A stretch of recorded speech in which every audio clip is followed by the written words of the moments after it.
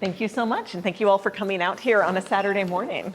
I think, AI feels like it presents a very novel set of challenges to us, but actually, almost all the questions we face about the proper use of AI are not new questions. They're just an update of an old question. What is the proper relationship between the tool and its user? We all use tools to kind of extend what we can do, how we think any particular moment. I count, let me check 1 second. 1, 2, 3, 4, 5, 6, check in the back, 7 people here who are using glasses. I see happily, exclusively people using pens to take notes and no phones. But in each of these cases, there's some either defect in ourselves we seek to remedy with a tool, some ability we have of memory of thinking that we want to extend with a tool, in this case pens, or a tool we could pick up and have chosen or been forbidden not to use here. The phone, which could also augment our memory, expand our note-taking, but offers a different invitation during the lecture to turn from the lecture back to the entire rest of the world. And I'm, again, very grateful that none of you are electing it. But for every moment we kind of face a need that could be answered with a tool, we ask, what else could this tool do for me? How will it change how I approach my work? It's the same question we face with AI, as with a pen, as with glasses, as with performance-enhancing runner's shoes, if anyone is out there for the marathon, and the Vaporflies, I think, with their little carbon steel bounce for each step, which then raises the question of whether the goal of a race is to go as fast as possible, or the goal is to go as fast as naturally possible without the augment of an expensive, I believe, $500 shoe that kind of separates the racers into 2 bands. When designers talk about how they build their tools and how they expect people to use them, they often talk about it in terms of affordances, that a tool suggests or should suggest by its very design, by its physical design, how to approach it, how to interact with it. A doorknob is very good at giving a clear affordance. It doesn't require that much tutorial. Once you see someone use a doorknob, you understand, you approach it, reaching out immediately, turning, moving through. This mere sight of a door invites the question of what is on the other side. We know so well how to navigate it that we're instantly, even before moving, starting to think about what might be on the other side. By contrast, if you peek at the doors behind you, and I feel a little lucky, you'll notice that the designer of the, you can turn around and peek, like, you don't have to just imagine. You'll notice the designer has written push on the bar of that door behind you. And that's because this particular design of door with the vertical or horizontal bars is actually a pretty terrible design for a door. It doesn't suggest a clear affordance. Whenever you see the bars, either is this a pull or a push, right? And that's why they've helpfully written push right on it. But this is always kind of a concession. The tool itself is badly designed once you have to label it. And so the question is, when we look at a tool, what is it made for? How well do we recognize what it's made for? And what does it produce in us? What affordance does it teach us to recognize? What affordance does it teach us to move through the rest of the world going, is this a door? Is this an intelligence? Is this a reasonable way to do my homework? Ultimately, the question you're trying to ask is, every tool offers you an invitation to wear a rut into your character. And that's not a bad thing. It'd be kind of strange or unfortunate to every time you encounter a door, need to reconstruct from first principles what it is and what you should do with it. So everything you use changes you and starts to wear a groove into you and how you interact with both the built world and the people around you.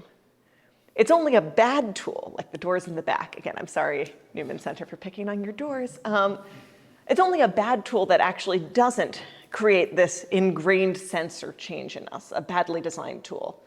But good design changes us and makes that rut easy to wear without even noticing we're creating it.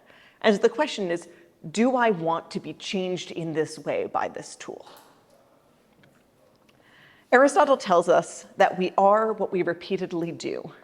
Excellence, then, is not an act, but a habit. And so we choose our character as much by what we surround ourselves with, what tools we habitually use and how they change us, as we do by what we think about as the dramatic moral choices we face at pivotal moments. In fact, our preparation to make a singular choice is shaped by many small actions that didn't feel like a choice day by day. So for any tool, AI or otherwise, the question is, what rut does this tool wear into you, and what does it habituate?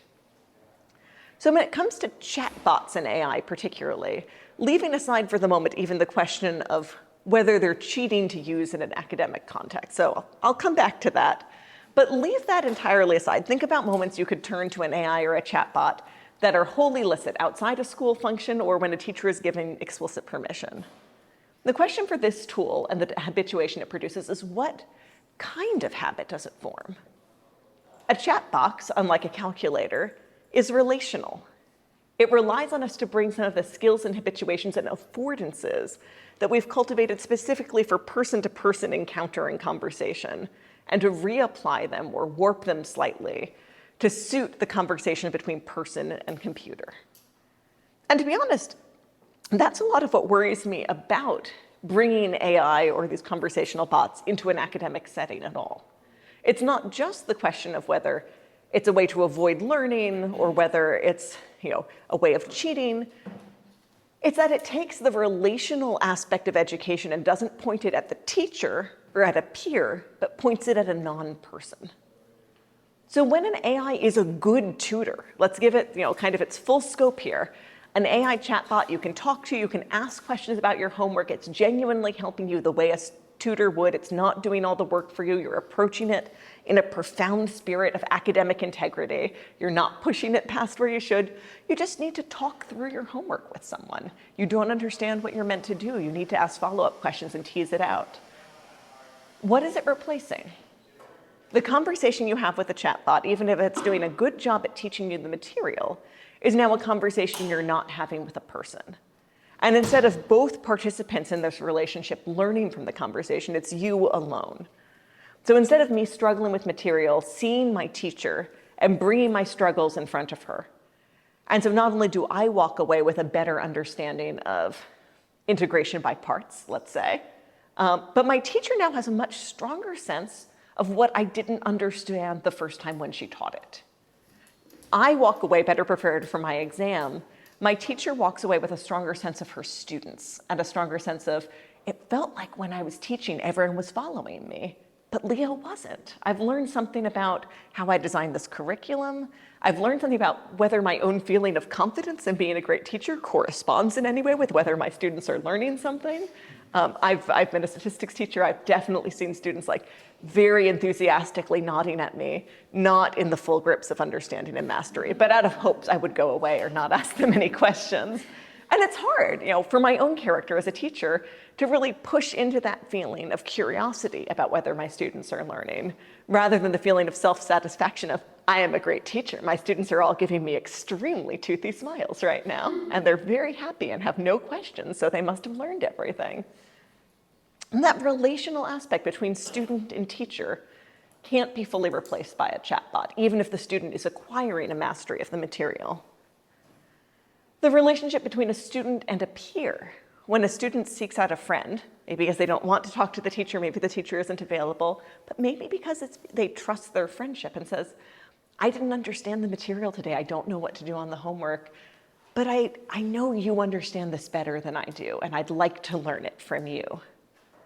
That's a moment that strengthens a friendship, because it's a moment not only where, again, I have the opportunity to learn integration by parts, but my friend learns that I trust them enough to tell them when I can't do something. My friend learns that I trust them enough that when I show them a moment of weakness, I expect to be met with love and help, and not disgust or contempt. And if I continually turn to a chatbot in moments of uncertainty, I start to lose that reassurance that when I come to someone with uncertainty, when I come to someone in weakness, they receive me with love. Because it's true, the AI doesn't judge me. I think Elon Musk is developing an AI that sasses you for some reason. But for the most part, they're written in a kind of non-judgmental, person behind a counter customer service voice. So I can go and say, I don't understand integration by parts. Can you explain it to me? And the AI will receive me with respect and professionalism that means nothing to me, because I know it's not rendering a judgment. There's no risk. There's no sense of, When I tell someone I'm ignorant, when I tell someone I'm struggling, when they receive me with love, I learn something about how they see my worth. The AI doesn't know who I am, it doesn't care. I'm a series of characters and prompts.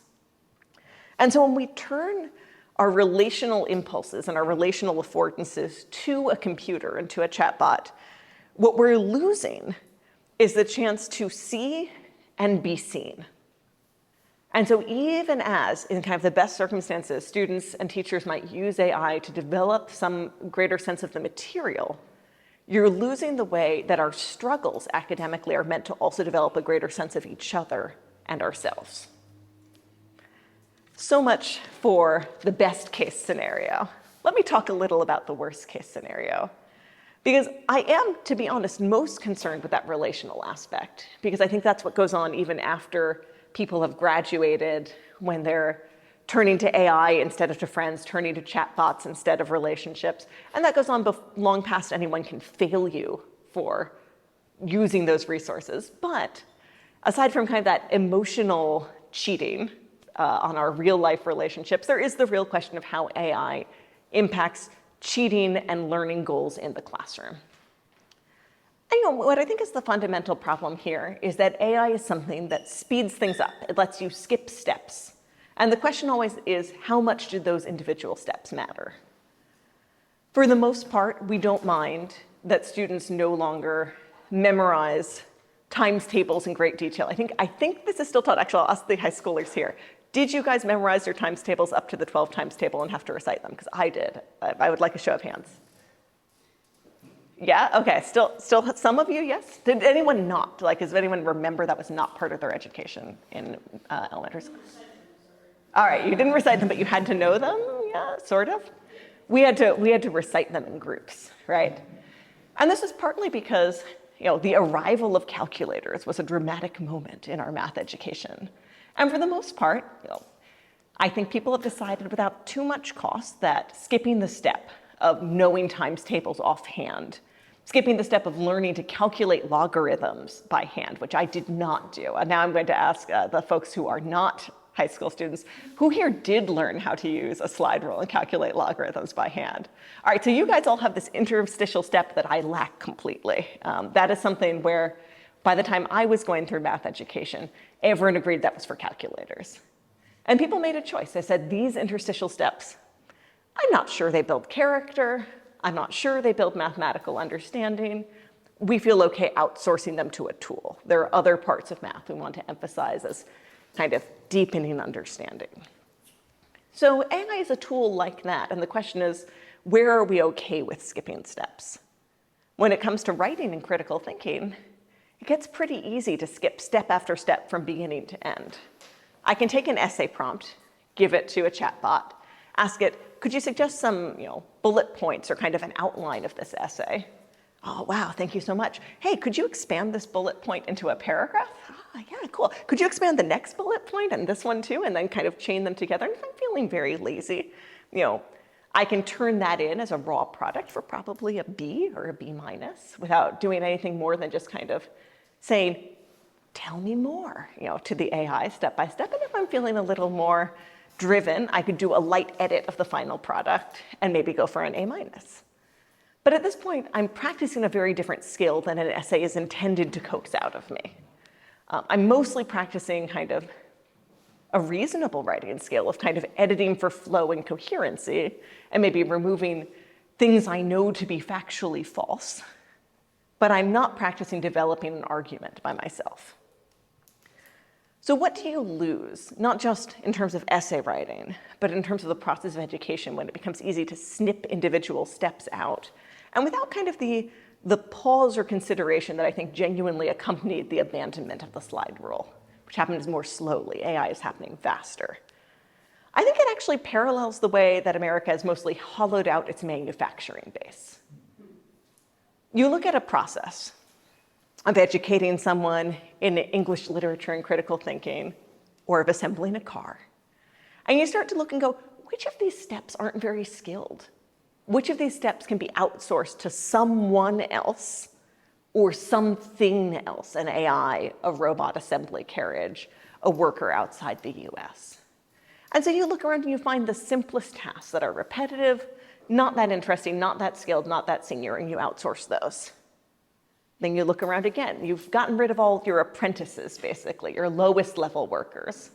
You take a look at the people who are left, the journeymen. And now with a little more practice in robotics, it's actually easier to automate away the journeyman level and wind up with just skilled workers, highly skilled workers, and then robots, and then nothing. And that's how a lot of factories have transitioned over the last 20, 30 years. A factory that was once filled with people doing a range of skilled tasks from very, very low skill to very, very high skill is now mostly robots and people who know how to take care of robots and think about how to build the next robots. But the problem is you start taking away the apprentices, taking away the journeymen, and in 10 to 15 years you look around and notice there are no skilled workers either.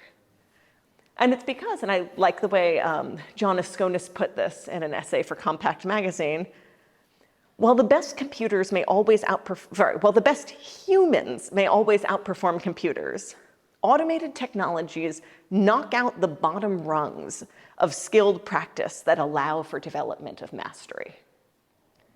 So little by kind of eliminating the easy stuff, you wind up eliminating the push to develop the competency to do the hard stuff.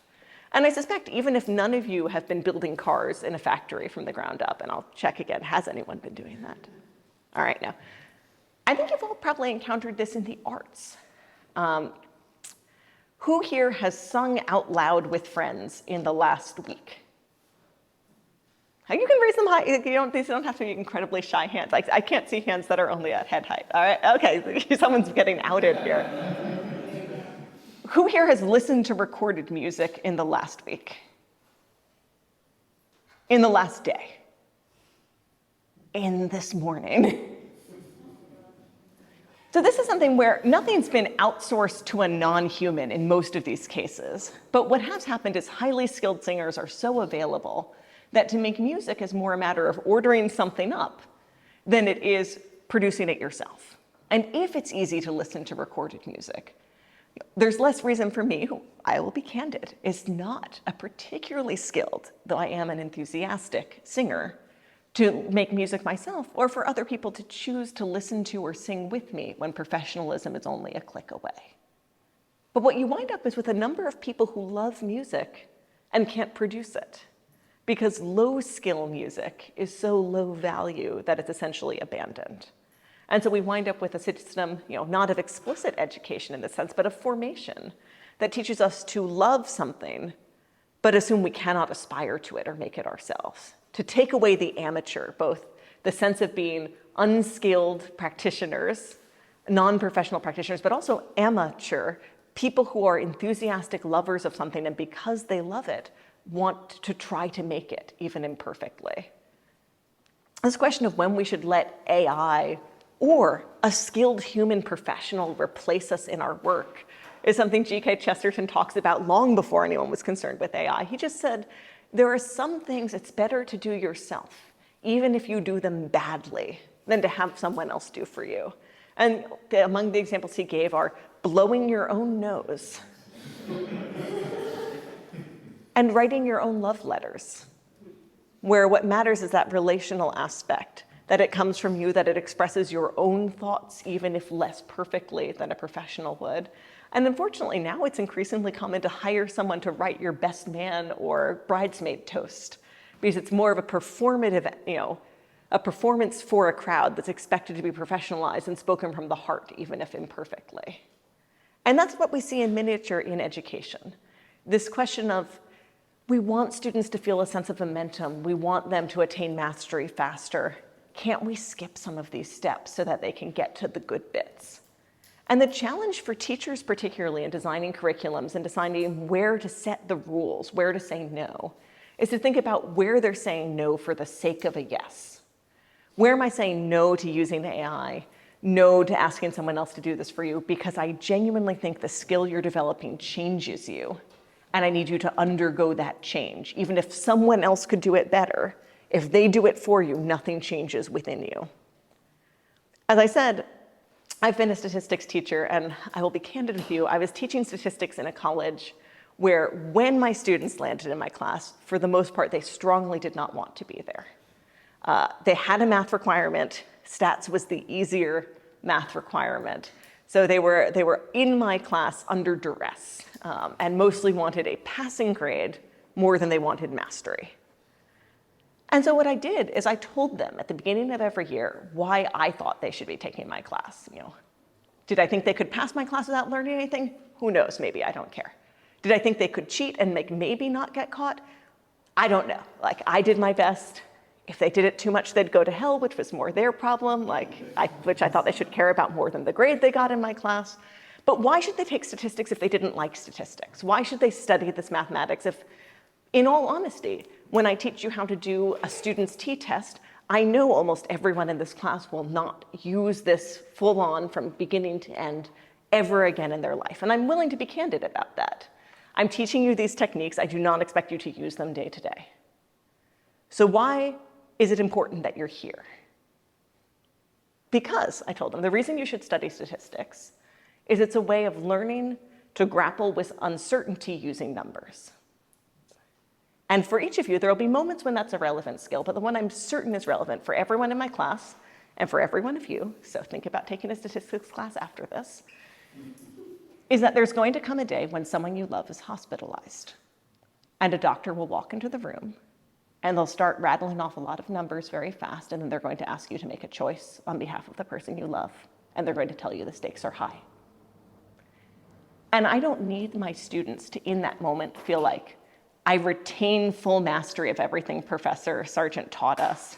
I'm certain I can reconstruct these numbers from scratch. I don't even need them to still have their textbook on hand. What I need them to do, which I know they can't do when they start taking the class, I need them to hear that stream of numbers and not turn off their brain and think, I can't grapple with this. I don't know how to listen to this. I don't know how to ask questions about this. This is just blank to me. That's how they came into my class. I need them to think, I don't understand exactly what the doctor said, but I think I can ask questions that are going to clarify something for me. Or I think I can call someone or I can look something up. But I think somehow, even when this feels almost like a rock face I'm going to be asked to climb, I know I've faced that feeling of blankness before and found handholds. I know there's a way through this, and I can pause and struggle with it rather than give up at the outset and say, this is something I can't do. And if they retain that, then they're going to be able to help the person they love. And that's, I think, really the question for a lot of education. It's not just, will I retain this mastery for my whole life? It's, will I retain the sense that this is tractable, that this is something I can struggle with, and that the feeling of struggling with it is not a sign that I'm not good at it or I need to give up. And that's a lot of what I think any fast solution takes away.